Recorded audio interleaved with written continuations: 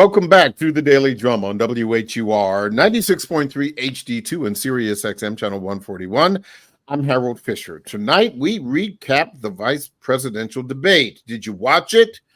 Was there a clear winner? What were the key takeaways for you? We are drilling down on the 90-minute battle between the number two hopefuls.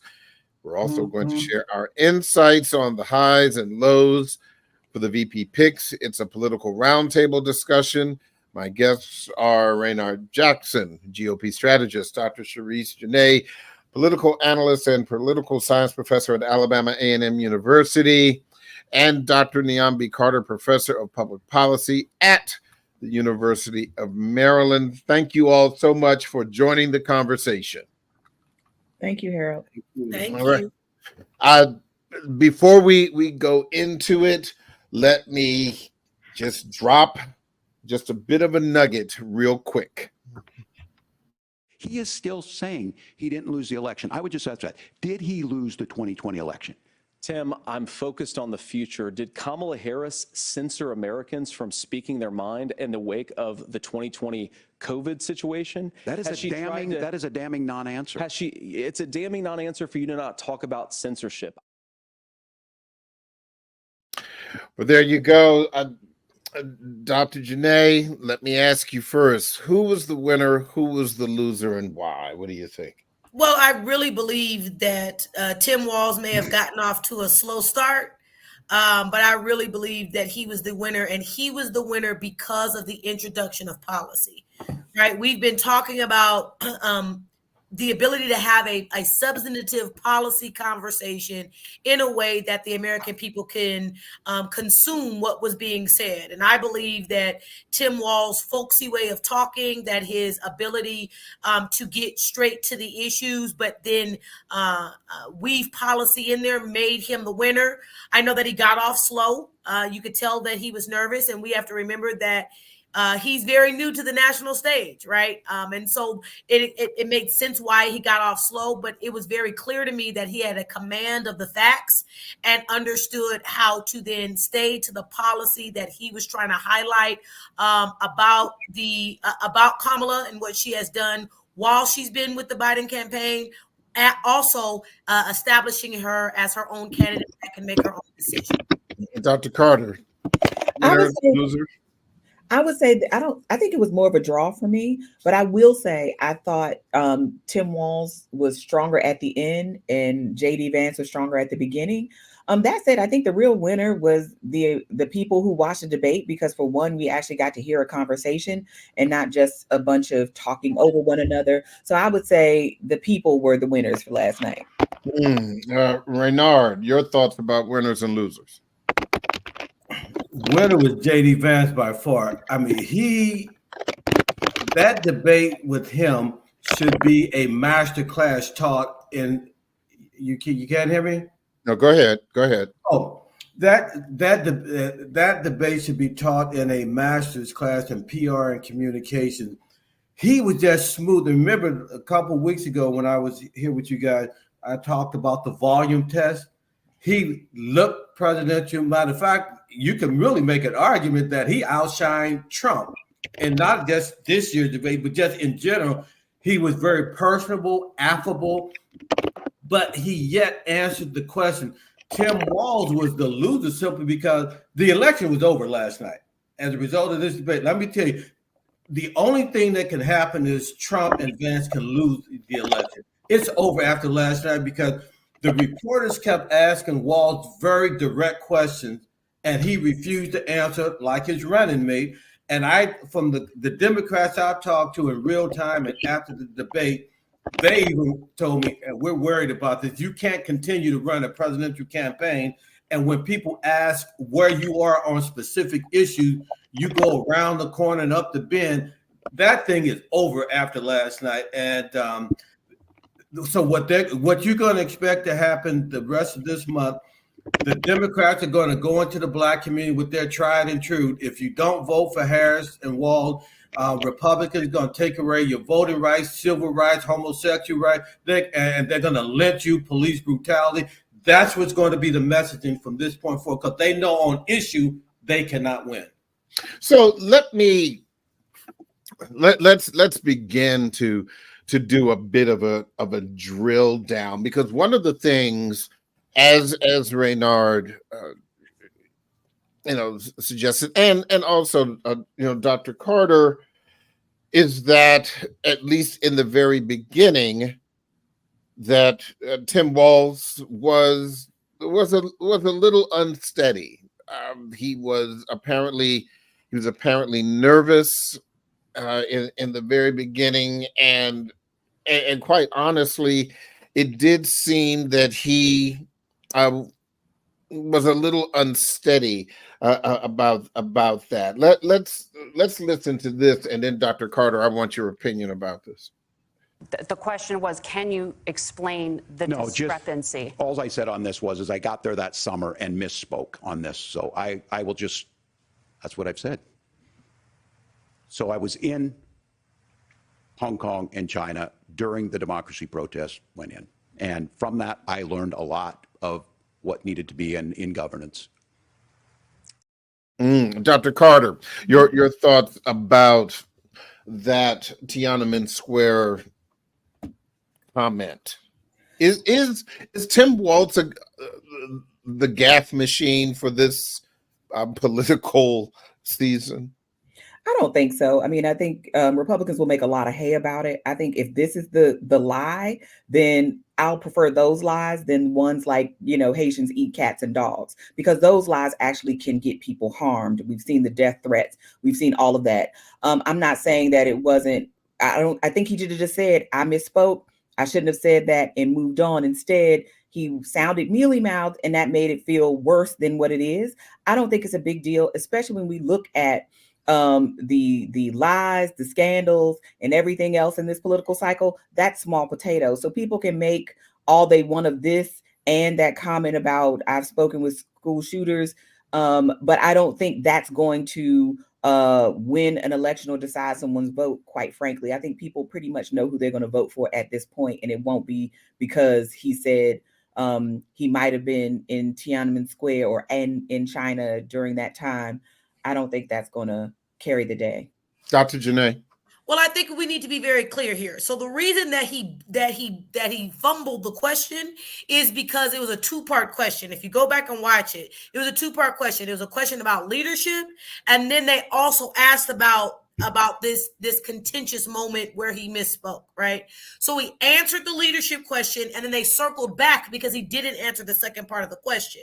And in answering the second part of the question, Niami's correct, or Dr. Carter is correct. He should have just said, I misspoke. I was there after the actual protest and took students, and we learned about the protest shortly after it happened, right?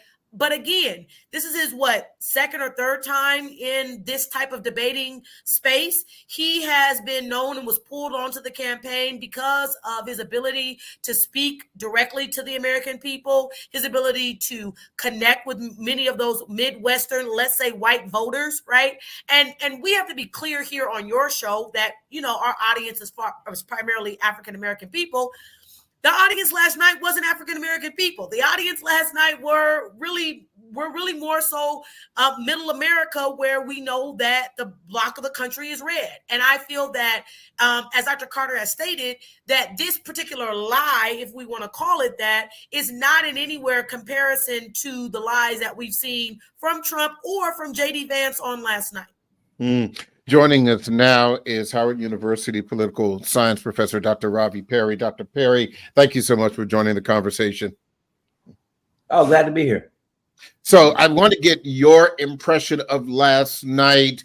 I asked the other members of the panel, winner, loser, who, why? Well, I think the American people are the winners. First of all, the folks who watched the debate, who want to learn more about what's happening and whether or not democracy is truly on the line in 32 days. I think that J.D. Vance, J.D. Bowman, whatever we want to call him, from my home state of Ohio, he is someone who has done the slick Willie of the 21st century, better than anybody. White Citizens Council, in GOP face is what the image he gave. And if you were, somehow not paying attention and listening to the words, but were more so listening to his attempt to try to humanize himself as being a father, being a husband, being, everything from a hillbilly to a Washington and a Hollywood elite. He tried his hardest to try to convince folks that the craziness of the Trump campaign and the policies they promoted are allegedly, as he tried, not crazy. Unfortunately, it seems a lot of people were, I guess, not surprised by that. As a native of Ohio, we're not surprised by that. We've seen this game for years from him. I do think Tim Walz could have done a slightly better job and as an attack dog, but at the same time, that's not what people like about him. I mean, he has the highest approval rating of any vice presidential nominee in American modern history at 59% or so. And even though many people view J.D. Vance doing a decent job, he still ended up, according to exit polls, still having a negative favorability rating. So while he went up from -13 to -3, he's still in the negative. Meanwhile, Tim Walz apparently did good enough where his favorability actually went up about 20 points as a result of folks who watched the debate yesterday. So, it was a civil debate. I think Americans were actually somewhat maybe taken aback by the fact that it was civil. We're so used to the crash and burn of the Trump era that, we didn't really know how to respond to two folks who clearly disagree, but can disagree at least on stage without cussing each other out. Before I go to a break, Reynard, I do want to ask you about what appears to be the high level of civility. And I think Dr. Perry makes a really good example. We're just not used to people being polite anymore. What's going on here? Well, you had in this case two candidates who were being true to who they are. They were not trained for purposes of this debate to be what Ravi said, an attack dog. That's not in their nature to be an attack dog like the two principals are. And so I think that's why Vance came across so authentically. He just been himself. Whereas with Walz, he, as one who trained people in media, it was funny at the beginning when he would ask questions, the first few questions, you could see mentally he was trying to say, okay, let me make sure I get my verbiage right. I don't want to say something that I was not trained to do during the debate prep. And that came across that whereas J.D. Vance, he was just speaking spontaneously straight from the heart. He didn't come across as someone who had been rehearsed in debate preps as to how he should respond to these questions. And I think he humanized Trump in a lot of ways that Trump couldn't do for himself. We are going to talk about that and so much more on the other side. I'm going to take a quick break, but don't forget, you can hear this at every edition of the Daily Drum Insight segment via podcast on WHUR.com. The original Quiet Storm is coming up next on WHUR-FM. I'm Harold Fisher. This conversation continues on Sirius XM channel 141 and 96.3 HD2 in just a few seconds. He didn't humanize Trump.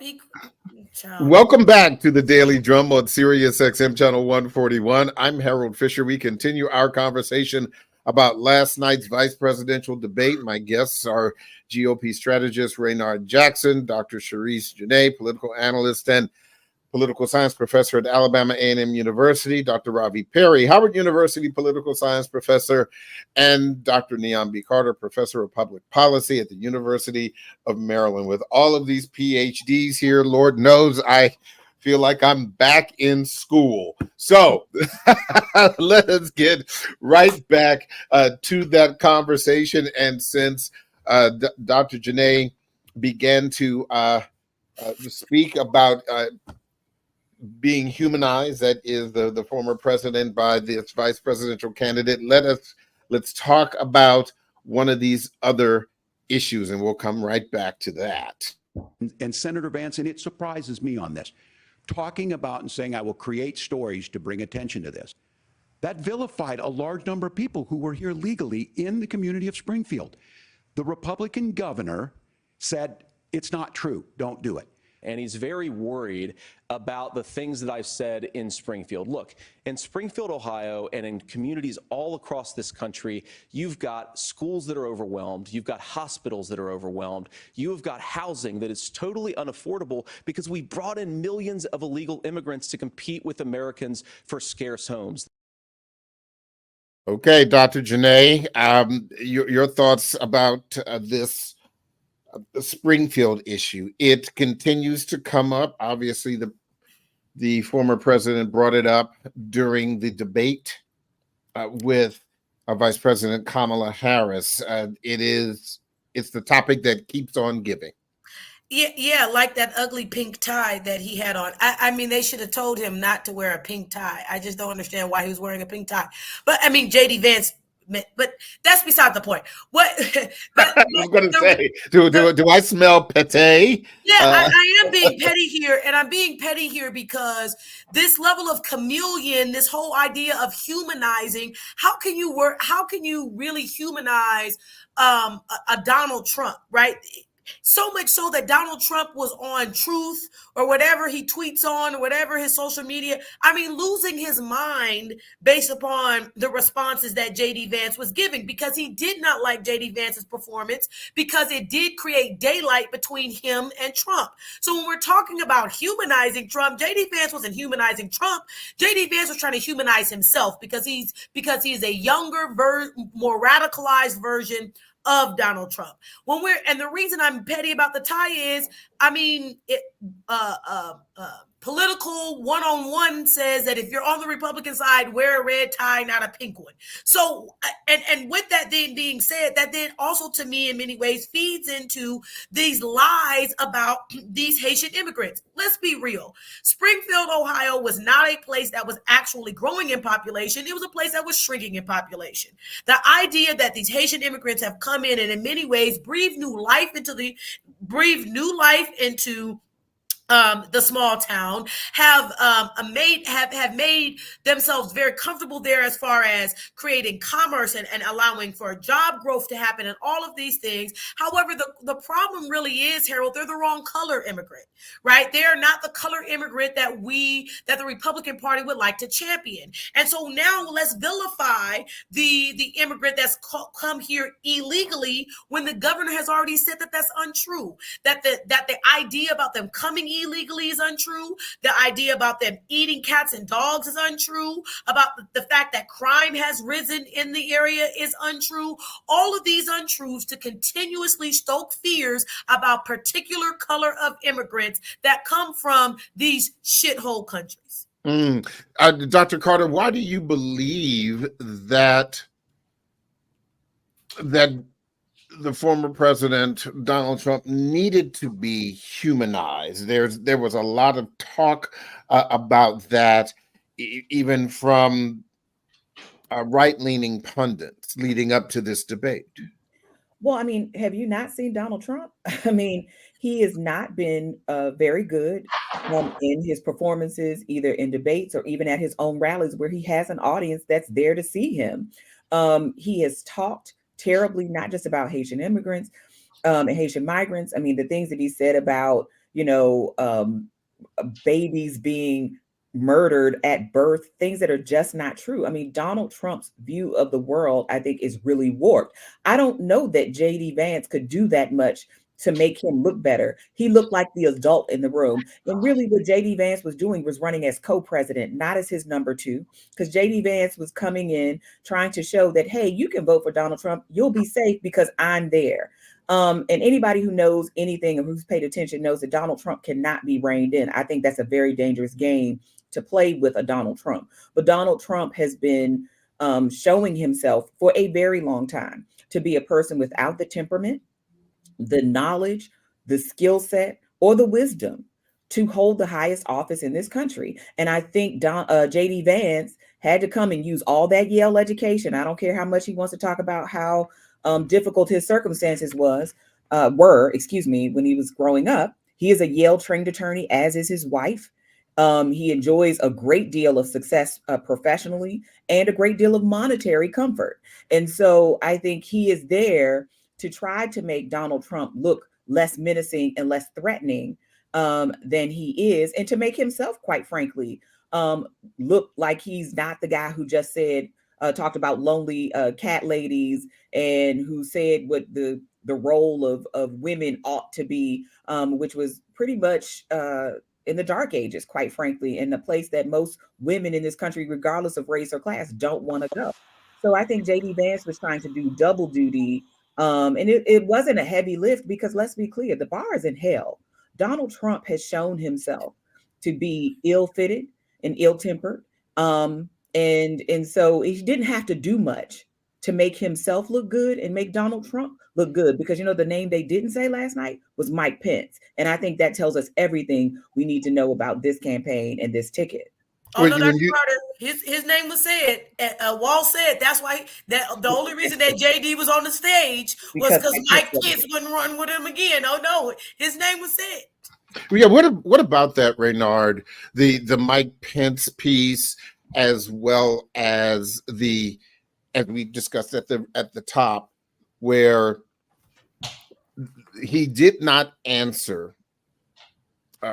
Vance did not answer the question about whether or not he thought that Donald Trump lost the election. He said he wanted to focus on the future, but Donald Trump is still talking about that. So there just seems to be a disconnect on that particular subject between the two. Well, a couple things. Number one, Sharice, you should know that October is Breast Cancer Awareness Week. That's why JD Vance had the pink tie. So it's kind of amazing that a female would be objecting to him honoring breast cancer awareness, bringing attention to women getting breast exams and things like that. So that's a missed opportunity by you for that. That's why he had the pink tie on. Number two, as far as JD Vance, listen, we can make the same argument that they didn't mention Joe Biden. Walls did not mention Joe Biden for the same reason. Now, Mike Pence is of no consequence for the election in November, absolutely of no consequence. And so you have people like George Clooney and others who totally threw Joe Biden under the bus. So we can go tit for tat on that.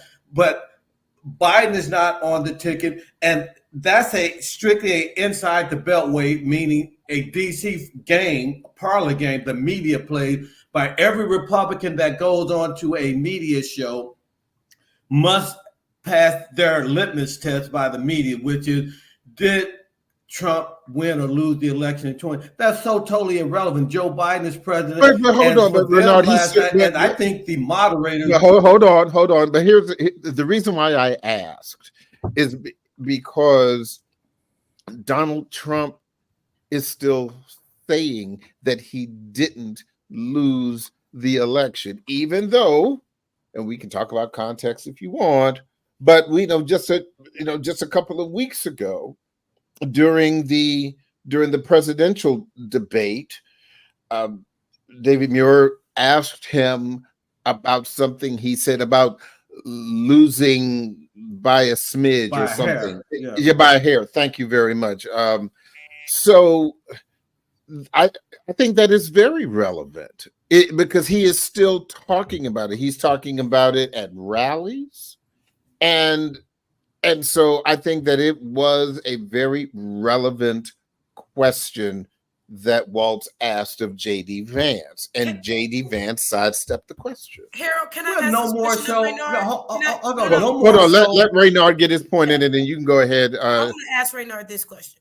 No more so than Stacey Abrams still says she's mayor, governor. Stacey Abrams is not running. No. But I'm saying how the media picks and chooses when they play this game. Yeah, but I'm only hold on. I don't want to talk about Stacey. She's not running. She is not a candidate. That is not applicable. But the candidates who are running, it is applicable. Dr. Jeanette, go Donald ahead. Trump still arguing the 2020 election. Guess Yes. what? Is of no consequence to the voters. That's why this is a media inside game that the media is obsessed with, and they're trying to force any Republican that come on their airwave to use a litmus deal test. with it. Yes. Did Trump win or not? Joe Biden is president. Joe Biden took the oath of office on January 20, 2021 at noon. So why are we even having this discussion? It's a non-issue. So can I ask this question of you, Raynard, in Go all ahead. seriousness?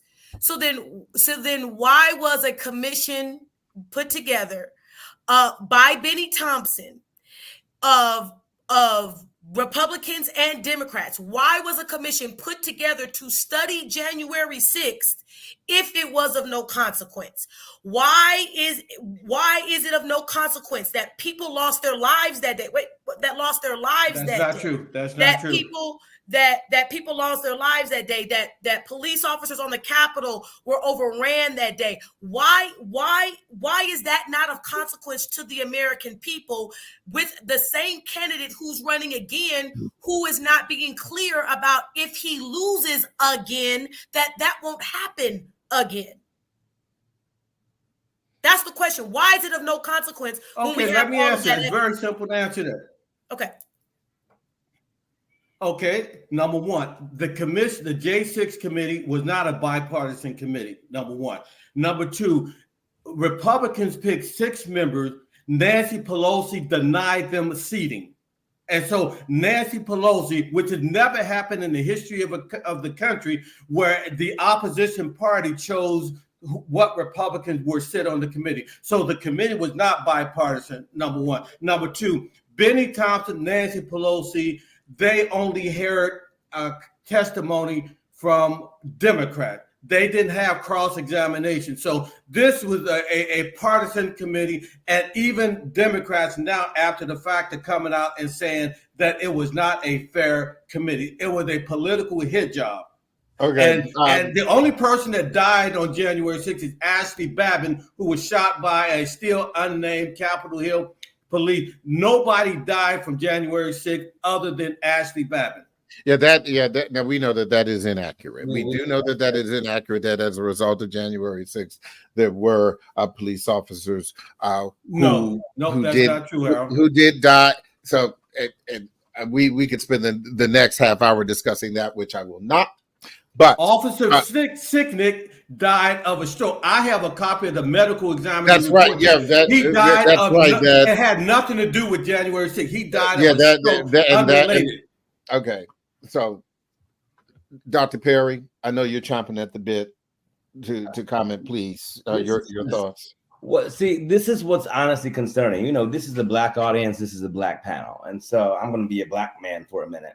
You know, what's very unfortunate is when we hear and allow lies from the white community. That's one thing. We're used to that in the Black community. We've been doing that for thousands of years, fighting against that. But when you hear the lies from your own Black community members, with whom you may have ideological disagreements, but who have bought into the lies, that's what I actually have been very upset about since 2016, when we had not $5,000 of Russian money, but we had all kinds of cyber attacks, a bipartisan Senate commission led by Republicans at the time, indicating that Russia was influencing African-American households. Why does that matter today, now, 8 years later? It matters because what we're talking about is whether or not the Black community is willing and wanting to be duped with misinformation. It seems as though Mr. Jackson is. It seems as though he's perfectly fine with retelling versions of the truth that are limited at best and are lies and mistruths at worst, all for an ideological position. We can disagree ideologically. That is in the Black community. That is a genuine reality of American politics. What is disingenuous is to say that certain things did not happen that did in fact actually happen. It's not a matter of interpretation. It's not a matter of what news you watch. The fact of the matter is, for example, going back to January 6th commission, it was a bipartisan commission. You had 2 Republicans on it. Speaker Pelosi was the Speaker of the entire House, by the way, including Republicans. And so it is her job in that role to appoint people They absolutely have the authority to do that. They've been doing that since 1789, and it is their authority alone. And she executed that because she did not want people like Jim Jordan, congressman from my state, Ohio, and other places that had clearly gone on record of having a preconceived biased opinion on what actually happened. So you can't put someone on a commission to study something who have already decided what the outcome is. And so you had to choose some Republicans that were willing to actually investigate, like Kinzinger from Michigan, like Cheney from Wyoming. You were going to say that they're not Republicans. They may not be the crazy Republicans who want to get in bed with the white Citizens Council KKK version of the GOP party today. But, you know, it really bothers me because I still don't hear from Black men in particular, like Mr. Jackson, who the Harris-Walz campaign are trying eagerly in the next couple of weeks to try to bring more over to their fold. I don't see any legitimate argument. There's not a point of data. There's not a policy that's mentioned that they think has actually improved their lives. It's not an actual ideological position of strength that they're coming from. It's simply, I don't know if they're being paid as pundits secretly by the GOP to say what they say, but it's really disingenuous to the Black community. It's one thing to be a conservative. There are millions of Black conservatives, and we love them. The problem is that we have conservatives that have allowed the Republican Party to be taken over by the 1/3 of the country that is racist. That is an absolute fact. If you don't believe that, you can look it up yourself. They said it themselves. Go look at the Proud Boys. Go look at the fact that the KKK endorsed Donald Trump. Look at the fact that many people have compared J.D. Vance to the white citizens councils of the 50s and 60s. This is a reality of policies. You know, so when we say that this election has democracy on the line, as you know, for your viewers, we do not live in a direct democracy. We live in a democratic republic, small d, small r. That's what has been the case since 1789 when the Constitution was ratified. What that means is that we send people to state capitals, the city councils and mayor's offices, and here in DC in Congress to represent our interests. I would love to hear a cogent comment from Mr. Jackson or someone else who represents a conservative point of view and supports the Trump-Vance ticket today, after all that has happened, about why in the world you will continue to do so, knowing the harm that the Trump-Vance ticket and the GOP has inflicted upon African Americans, particularly young Black men like myself and young, well, I'm not really young anymore, and you know, and gay men like myself. You know, like we are still the #1 victims of hate crimes.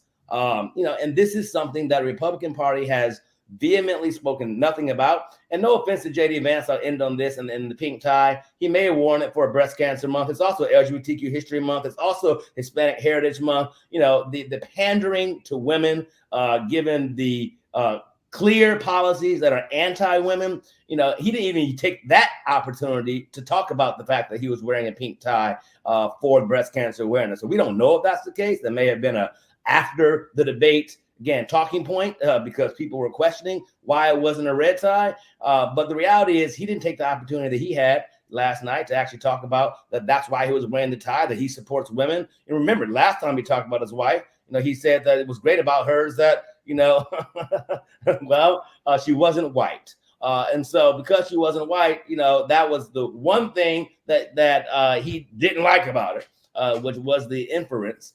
And his comments yesterday about women on the abortion issue, all the left and right conservative and liberal outlets today have said that he lost those questions vis-a-vis Walz. So yeah. I just really want Black folks to tell me who supporting Trump-Vance today, why the hell you support them, and please point me to a policy that they have articulated that you think will benefit you and make your life better. Let me go to this, and then I want to hear from Dr. Carter on this similar line. To deny what happened on January 6th, the first time in American history that a president or anyone tried to overturn a fair election and the peaceful transfer of power. And here we are 4 years later in the same boat. I will tell you this, that when this is over, we need to shake hands this election, and the winner needs to be the winner. This has got to stop. It's tearing our country apart. I believe that we actually do have a threat to democracy in this country, but unfortunately, it's not the threat to democracy that Kamala Harris and Tim Walz want to talk about. It is the threat of censorship. Your thoughts about that, Dr. Carter? Well, look, any of us who were in the city district residents at the time of January 6th, remember that day. It wasn't a polite day. We got the alert to our phone that we were under a curfew because of what was happening. My nephew is a DC police officer, and he was deployed along with many of his colleagues in Metropolitan Police Department to the Capitol to take up the slack because that's how much unrest there was. We also have to remember, outside of the people who orchestrated this, Donald Trump and his minions, Rudy Giuliani, and so many others, there are also the over 100 people who've been charged with Capitol riots, who are still in DC jails, some still awaiting trial, others who've been sentenced, some convicted of felonies, who were here running amok in the city. And we can say, well, Donald Trump didn't tell them to do that, but they wouldn't have been here save for Donald Trump. If he had not egged these people on, if he had not told these people that this election had been stolen, and I have no doubt that these people firmly believe everything that that man had told them. They didn't stop believing until those prison sentences and those jail terms became very real. But, you know, had that not been for him egging these people on and refusing to do what everyone else before him has done, which is take the loss, suck it up, move on, and try again. He told those people that there was some conspiracy afoot to rob them of their vote, that there was some deep state conspiracy that was operating nationally to take these people and their votes for granted and install someone like Joe Biden as a usurper of this position. It was irresponsible at best. I think it's criminal at worst. And to pretend that January 6th was not violent, to pretend that this was some kind of protest, to even try to make Ashley Babbitt a martyr.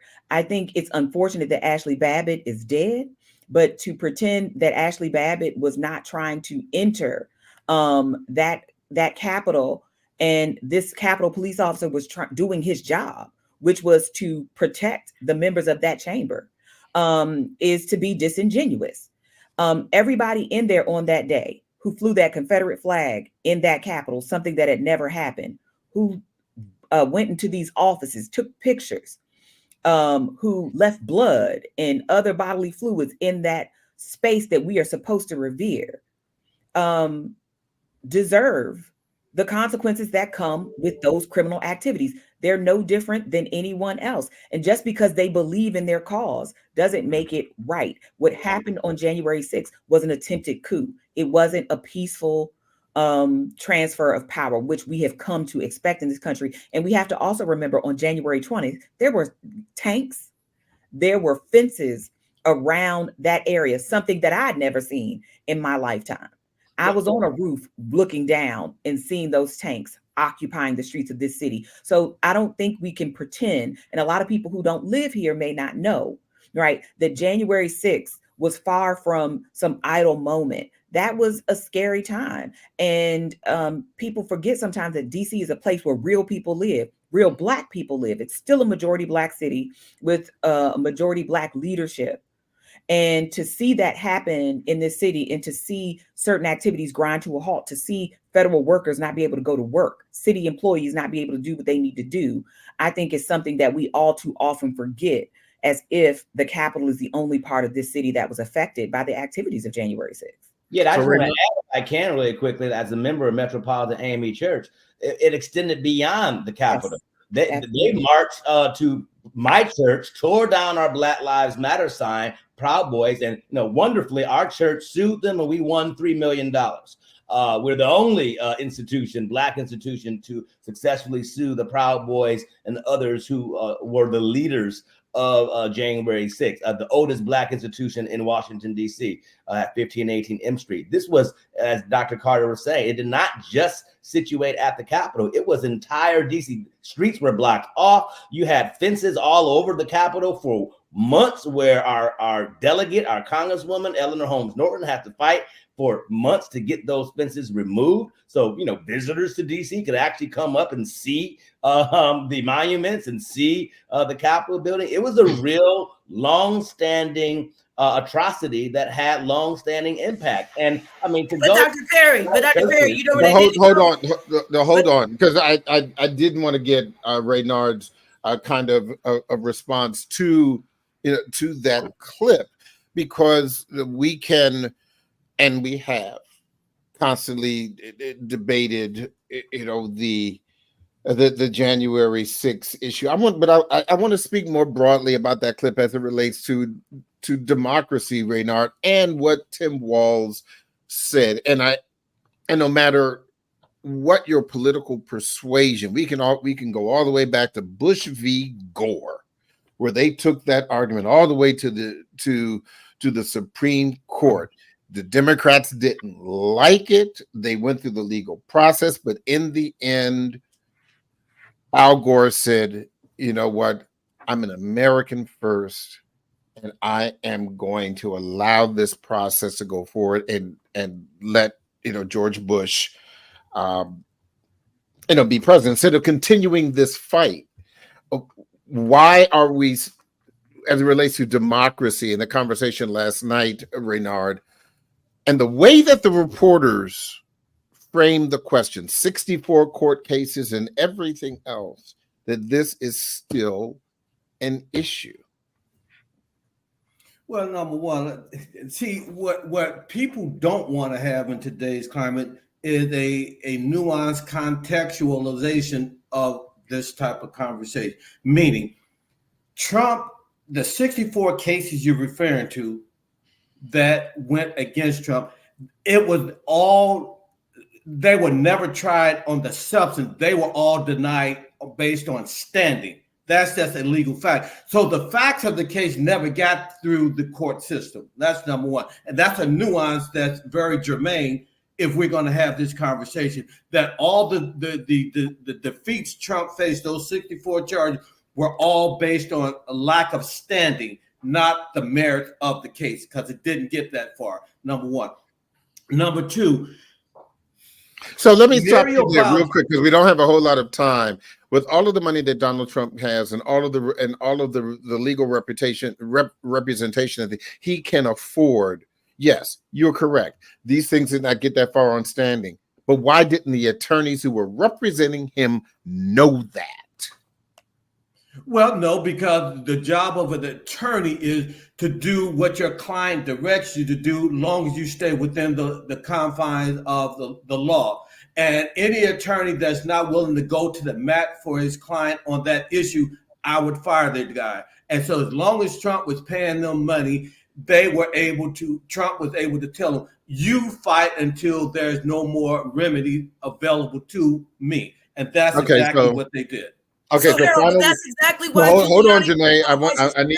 I need him to finish. Go ahead, because I'll give you the last 30 seconds because I'm running out of time right now. Okay, Muriel Bowser denied the 10,000 National Guardsmen. That's all been submitted in evidentiary documentation.